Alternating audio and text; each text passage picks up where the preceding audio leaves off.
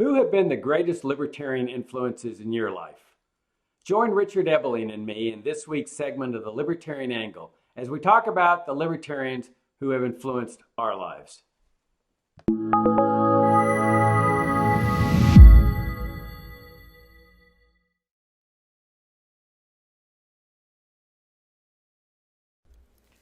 Hi, I'm Jacob Hornberger, president of the Future of Freedom Foundation, and this is this week's issue of the Libertarian Angle, the show that brings you the principled, uncompromising case for liberty and libertarianism. And I'm joined, as I am every week, by my co-host Richard Ebeling, who teaches economics at the Citadel. Richard, good to see you again in these somewhat strange, surreal times. Well, it's good to just see people, but because you never know. But anyway, yes, it's great to be with our viewers and listeners, and even you. Yeah, it's great to see you all here too, our viewers and listeners, and please subscribe to our YouTube channel and come to fff.org for 30 years of principled arguments on liberty. So this week's show, I proposed to Richard that we talk about the major influences, the people who have influenced our respective lives in liberty. And when I presented this to him, now y'all are not going to believe what he says. He says, well, I'm kind of disclosing secrets here. He says, well, this is going to be very embarrassing because you're going to have to spend all your time talking about me. And so I told him, I said, well, you're just like a narcissistic narcissist. So we're going to talk to you about, we're going to move in a little bit different direction and say, look, who have been the major influences in our life? So I'll go first, Richard, and then you won't have anything to say because we're probably going to overlap on the same people. But first and foremost for me was Leonard Reed. Leonard was the founder of the Foundation for Economic Education. When I went to work for FEE in 1987 as program director, I got an article published in the Freeman called Leonard Reed Changed My Life. And he really did. When I discovered libertarianism, it was by these four little books that I found in the public library in my hometown of Laredo. And they'd been published by Reed and FEE some 20 years before. And it was a road to Damascus experience. I mean, these things were hardcore, pure libertarianism. No, school vouchers, health savings accounts, Social Security privatization. I mean, they were just hardcore, pure principles of liberty. And that's what I needed. If I discovered all that soft pedaling stuff, I never would have become a libertarian. I needed that pure case for liberty, and it just shook the foundations. I mean, it shook all the indoctrination that had been encrusted on my mind in public schools. So, and that was Leonard Reed. I mean, he founds this foundation in 1946 at the height of the statist revolution in America. You talk about big government, the big welfare state, the big warfare state. Right after World War II, the national security state was coming into existence. And here's Reed forming this little libertarian foundation with the objective of presenting this pure, uncompromising case. And then, of course, there was Ludwig von Mises in the economic realm. I mean, he's the just giant in terms of Austrian economics, coming out of the Austrian school with, Karl Menger and Bombewerk but Mises is the giant. I mean, this is the guy. If anybody really deserved the Nobel Prize in economics, it was Mises. But he was so uncompromising and so principled that the Nobel Prize Committee would never have given him the Nobel Prize. But the guy is heroic. I mean, the way he adhered to principles regardless. He comes to the United States. He can't get a job because of the whole environment of statism, especially in the middle of World War II. And he doesn't compromise. He doesn't bend. I mean, all he had to do is start watering down his principles, and he could have easily gotten a job because he was so brilliant. He ends up at New York University with a privately funded salary. So he's a giant. For me, there's also Henry Hazlitt. I mean, Hazlitt was just fantastic. His great book, Economics in One Lesson. I mean, anybody who reads Economics in One Lesson by Hazlitt will know more economics than 95% of the economics professors across the country. And then the fourth one is Frederick Bastiat. I mean, Bastiat was a giant for me. I remember that when I first discovered libertarianism and I was getting Bastiat's books, I loved pizza down in Laredo. I would go to the Pizza Hut and order a pizza and just pore over Frederick Bastiat. Long after I'd eaten my pizza, I just would sit there at the table and just read Bastiat. He had an incredible impact on me, and the way he stuck to his principles. I mean, he was elected to Parliament, so he was obviously a popular guy in his district. But in terms of trying to move France in a libertarian direction, total failure. I mean, it was like, just rejecting everything he stood for, and yet he never compromised. He stood up there and adhered to principle to the very day he died of tuberculosis. I think he was only about 49 years old. Never bent. And so I would start out with these four people, Richard. And so you can't use the same four. Which ones are your influences? Well, actually, to use a phrase with which a libertarian named Jerome Chile entitled a book of his many decades ago. Wait, let me interrupt. Let me interrupt you. One more, Ayn Rand. It usually begins with Ayn Rand. Yeah. Do you see what I have to put up with? It's decades now. It just shows what a good person I am. My inner self that I have to put up with him. You don't even see a fraction. Let's ignore him, okay? You out there in YouTube land, it's just you and me, okay? Just ignore it. Anyway, so it usually begins with Ayn Rand. Yeah, there's going to be more interruptions. I'm warning you now. I know his type. Anyway, in a story that I've recounted a few times, I was about 16 years old, living in Hollywood, California, and I stopped at a restaurant at the corner of Hollywood and Vine, which no longer exists, a restaurant then known as Hody's. I sat down on a stool at the counter between two gentlemen. I had been to a used bookstore and bought a couple of books. I was already interested in politics and history and things, and I was looking through them, and I ended up in this conversation with these two gentlemen, and finally they asked me, had I ever heard of Ayn Rand? And I said, no. And they said, well, she's interested in these kind of ideas, these political ideas. And to make a long story short, one of them whipped out a copy of Capitalism, the Unknown Ideal, her collection of nonfiction essays on the principles of a free market individualist society, with a lot of historical examples, and said, read this and please come back and let's talk about it. Humorously always say, that, and this is true, they said, read this and come back in 3 days. So I did. I was taken much by these ideas, and we talked a while again at the restaurant, and they handed then me a paperback copy of her other collection of The Virtue of Selfishness. Again, come back in 3 days. And I did. Now I was really hooked on this. The sanctity of the individual to the right to his own life, to the fruits of his own labor.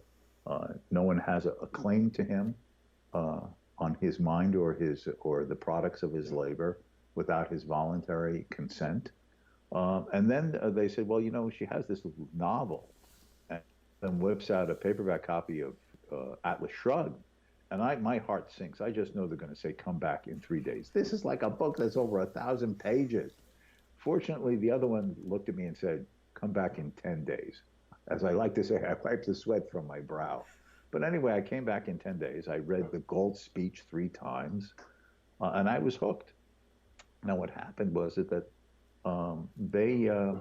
they told me that there were these taped lectures being put on by the old Nathaniel Branden Institute not far from where I lived in Hollywood.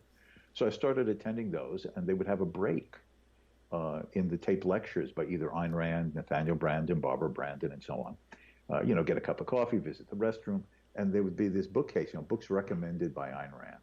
And who was there? Henry Hazlitt, Ludwig von Mises, Friedrich Bastiat, Eugen von Bumbawerk, Herbert Spencer, William Graham Sumner.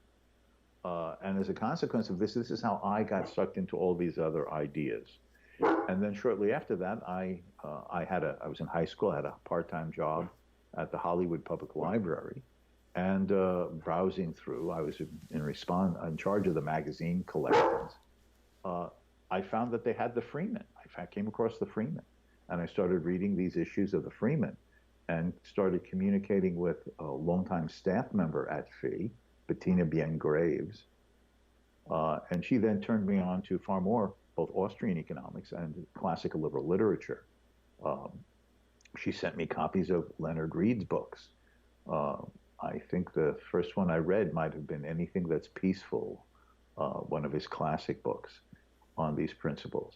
And that was, you were saying, a revelation for me. But I at least had that entree through Ayn Rand, in the sense that here was a philosophical premise of man's reason is his guiding star for his survival, his betterment, and his prosperity.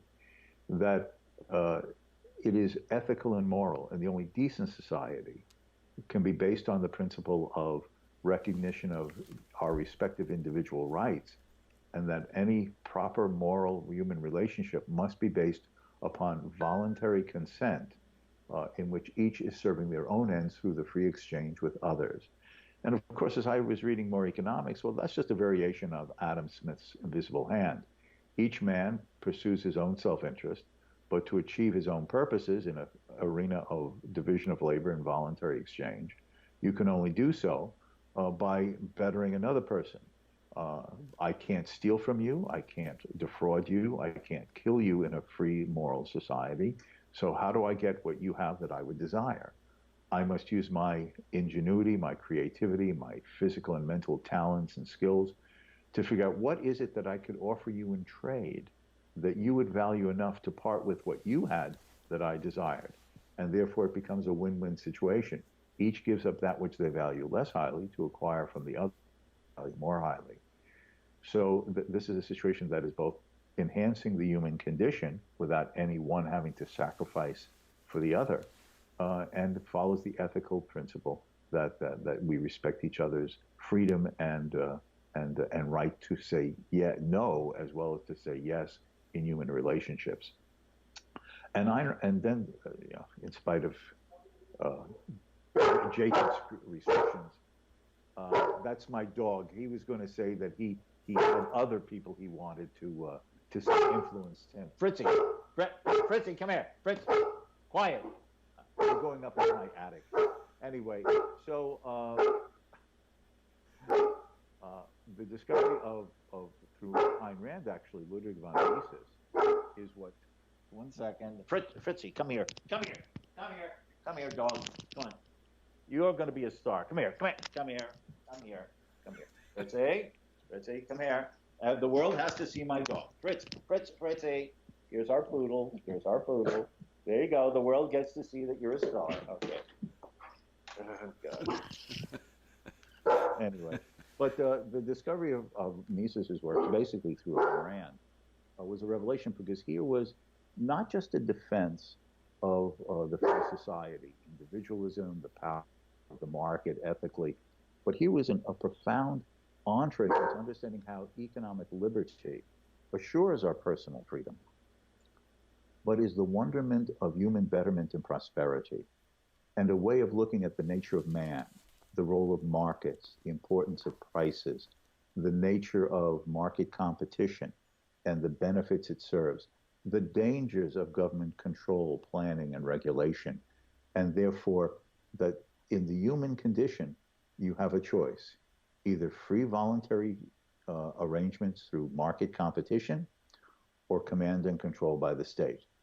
And if you choose command and control by the state, not only does it abridge our respective freedoms, but as the Austrians like Ludwig von Mises showed, it means economic stagnation and poverty, because a command economy and a regulated economy have no ways to effectively and efficiently bring people together for their mutual purposes and coordinations the way a competitive, open, free, market-based and price-based economic system has the potential to do. For me, this was a revelation. It, in fact, led me on the path to pursue more economics. And, who else influenced me? I could also say Leonard Reed, and I could wax eloquent about him, too, beginning with his little essay, I Pencil.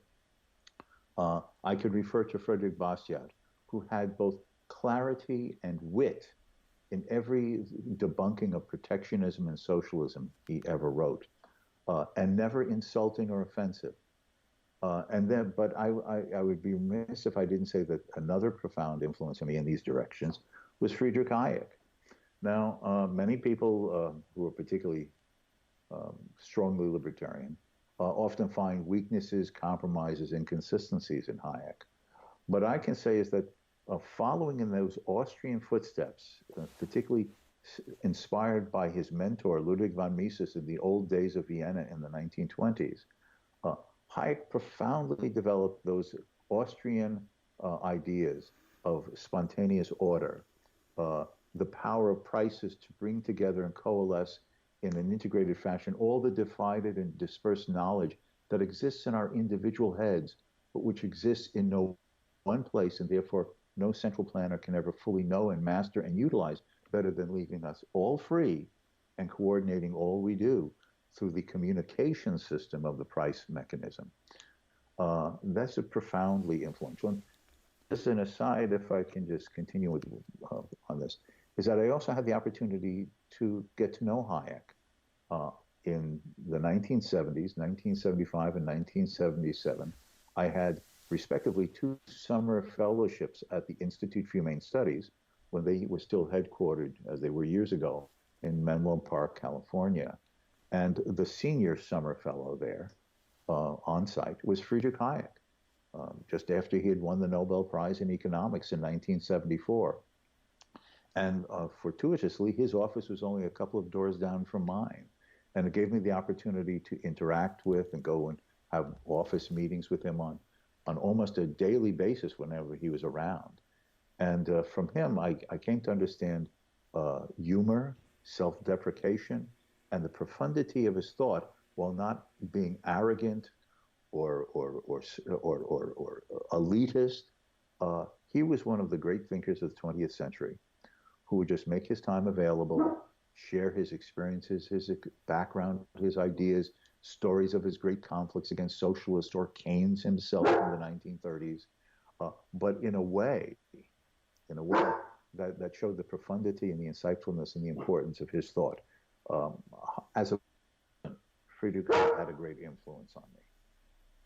Well, it's interesting that your first exposure was Rand because while my Road to Damascus experience was those 4 little books that Fee had published some 20 years before. I was about 28 years old when I discovered libertarianism.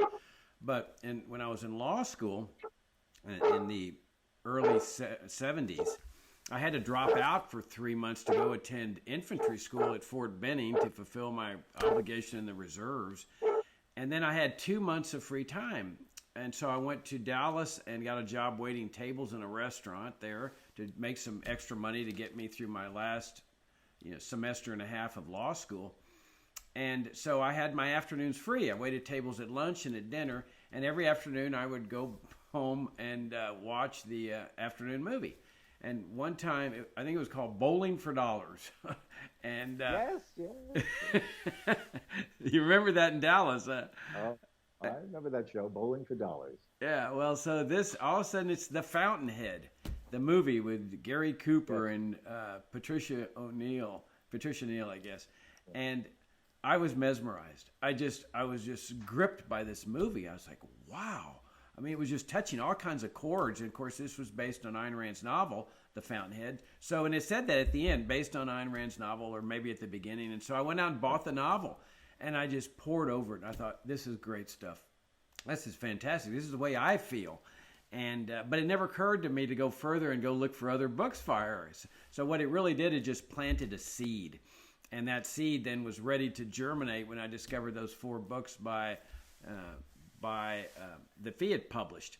I should say that I did get to see Rand give her last public speech at the, what was it called, the National Committee for Monetary Reform Conference in New Orleans. Big conference of hard money gold types. It was put on by a guy named Jim Blanchard.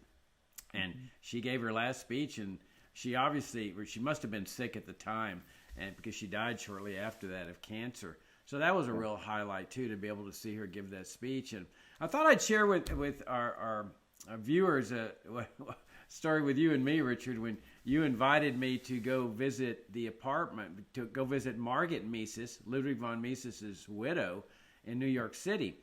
when I was there working at Fee, and I think this time you were the Ludwig von Mises professor at Hillsdale College, and you came up to New York for a visit or maybe to speak at a Fee seminar or something. And so Margaret invited you, because y'all were friends, to visit her, and you said, "Do you want to go?" And I said, "Oh, absolutely." So I go up there and to the apartment with her, and we all sit down, and she's serving us tea in her really nice china and little cookies. And so as soon as we finished, she said, "Jacob, would you mind taking the dishes and washing them, because I'd like to continue my conversation with Richard?" And I said, "Sure." So I'm taking, my hands are shaking. I mean, here's, Mises's widow's fine china. And I take it into the kitchen, and I'm like delicately washing these things, thinking, I can't break anything. And so then I put it out on the towel there and dry everything. There was no dryer or dishwasher in the apartment, I don't think. And so as we're leaving, she takes a copy of Ludwig von Mises's book, Human Action, off the shelf, and she autographs it with an inscription: "To Jacob, for a job well done, Margaret Mises." And she then looks at me and says in a very low tone, "No one will ever know what the job was." So I'm appreciative. Another name we should mention, Richard, is Israel Kirzner. Israel Kirzner has been a big influence in my life. In the 2 years that I was at Fee, he's a professor of economics at New York University, one of the best Austrian economists ever. I think he got his doctorate under Mises, and he would lecture at Fee, and we got to be good friends. And so one day I asked him, "May I audit your class on fundamentals of economics?" And he said, "Absolutely." And I said, "Well, okay, I'll go register." And he goes, "No, you just come to the class." And he says, "Not only that, you feel free to participate in the class as if you were a student." And it was just, it was a dream to go into New York City 2 or 3 times a week. I think it was 3 times a week, maybe been 2, to listen to Israel Kirzner lecture and be able to ask questions on Austrian economics. And then the next semester I said, "Can I continue on history of economic thought?" He said, "Absolutely." So I had another semester of Israel Kirzner's history of economic thought. It was really one of the real highlights of my libertarian life. Yeah, meeting people has great impact. I didn't mention that I actually had the opportunity to meet Ayn Rand. It was a couple of years after I had found out about her books. Remember, I mentioned I was living in Southern California. But over a holiday break, I decided to visit my grandmother, who was a young boy I had been very close to. She was living in Brooklyn. And I was going to stay there a couple of weeks. I guess it was during a summer or something. Anyway, so I went to New York, and I wasn't going to miss this opportunity. I was really into Ayn Rand's ideas, her philosophy. And that was the year before the Nathaniel Branden Institute closed. But they were headquartered in the basement of the Empire State Building. One could say the foundation of capitalism. But anyway, so during my time visiting in New York, I must have been there 3 or 4 times. But one of them was sort of like a social night. And they had, there was a room where people could play Monopoly. At the center of objectivism, you play Monopoly. Anyway, but they also had a social night with dancing and music. So Ayn Rand came with her husband, Frank O'Connor.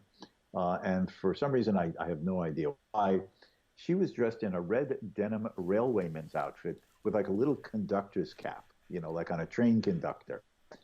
And her husband, Frank O'Connor, he was dressed in, for those who are old enough to know what this means, a Nehru suit with beads. Nehru had been a prime minister of India after Indian independence, and he had this suit that became known as the Nehru suit, and he'd wear beads. So, but they were dancing. They were dancing, and so then after that, she sort of graciously gave a little audience. There was maybe about 8 or 10 of us. I don't think, maybe more than that. I don't think more than that, standing around with her, and we just talked. It could ask questions. And, a lot of people who've written about her say that she would look you right in the eye. She had dark eyes, and she would look at you. And, when you're in conversation with people, your eyes move this way, that way. No. Her eyes were right on you with both question and answer, like she was penetrating through you, but clear, concise. On the one hand, very principled, but commonsensical. You didn't seem as if she was being dogmatic or insistent in an irritating or inappropriate way. It was just a clarity of her thought. She had thought these things through, and she knew the argument to present it and why it was right. And I have to say that was a highlight of those early years for me as well. I too had the opportunity to get to know Israel Crozier. Israel Crozier is 90 years old. He was 90 years old earlier this year, not 2020. I, in fact, wrote a piece marking his 90th birthday not too long ago. It was posted on the FFF website, you may recall, Jacob. And it's marking his power and significance. If there has been an Austrian economics revival in the last 50 years or so, a large portion of this, besides, of course, to Murray Rothbard, another giant of the post-World War II Austrian movement, but along with Murray Rothbard, Israel Kirzner has been the most profound scholarly influence. His books on competition, entrepreneurship, the discovery process of markets, the alertness of creative entrepreneurial awareness of opportunities to improve circumstances of others in the pursuit of profit. This has been profoundly important. And in his own way, he has always consistently and methodically and in a very principled way said that if you understand the market as a process of discovery, then you have to accept the importance institutionally of a free market system, because otherwise the knowledge and abilities out there that belong a little bit in each of us will not be taken advantage of by all in the society, because we will be limited to what the regulators can know. And which, of course, is just continuing, but expanding the themes that Mises and Hayek talked about on those ideas. But yes, he's a giant of the freedom movement in the post-World War II period, absolutely. And still going strong at 90 years old. Yeah, I'm glad you mentioned Murray Rothbard, because obviously Murray's been a giant in the movement. I'd like to mention somebody obscure that most people would never heard of it, but he became a very good friend of mine who lectured at one of the feast seminars I initially went to. And that's a businessman named Bill Law from Wisconsin. And he owned a company called Cudahy Tanning Company. And Bill was part of this businessman's group of libertarian businessmen who were absolutely principled. Down the line, I think it was, I forget what the name of it was, Council for a Competitive Economy, I think. And Bill took this principled approach, and nobody could explain the virtues of free trade better than Bill Law. His lectures were just clear. And when Japanese imports of leather were putting a big dent in his business, he wrote an article, an op-ed in the Wall Street Journal saying, "Reject tariffs. They're hurting me. I'm losing market share, but if we can't compete, that's our problem. Don't hurt American consumers by trying to protect me." And this was an example of the principles that this guy adhered to. And so he's another one that had a big impact on me. Yes, I knew Bill Law also. I read the same opinion piece in the Wall Street Journal when that goes back to when I was a teenager, when I first in these ideas. And he was adamant. Yes, there are people in the textile industry who want to be protected from the foreign competition. It would secure their markets and their profit margins. But I would rather go under than make my living and my profits at the expense of the consumers of the society and all the other rivals here and abroad, merely because they want to freely exchange on terms better than the ones I might be able to offer them. That is the type of principled statement and conduct by a free enterpriser that unfortunately is too few and far between, but profoundly important. There were principled businessmen like this of the past. Unfortunately, we have so few today.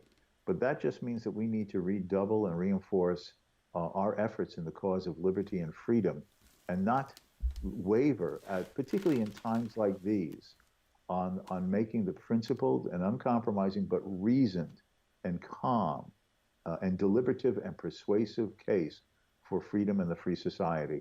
There is no other course if we want to preserve liberty and to assure that getting out of this situation, for example, we're in now, which is a bad situation for many people, if we're to be back on a path of restoring even the degree of prosperity we had and then go beyond it, looking to the rest of this century. All right, well, let me wrap up from where I began. And I will say that you, Richard, have been a big influence in my life. And when I met you in Dallas back in the 80s, I had been taking a tutorial with the head of the Department of Economics at the University of Dallas, Sam Bostaff.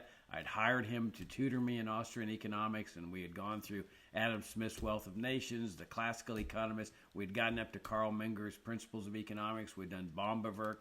And then you came into the department, and he said, well, as much as I like making money off you, this guy, Richard Ebeling, knows more Austrian economics than anybody in your generation, and you should go to him now to get you through human action. And you gave me a chapter-by-chapter tutorial in Mises's human action that has stood me in good stead ever since. And so I'm very grateful. And then you became Vice President of Academic Affairs for FFF when we got started 30 years ago. So thank you. You've been a big influence in my life, too.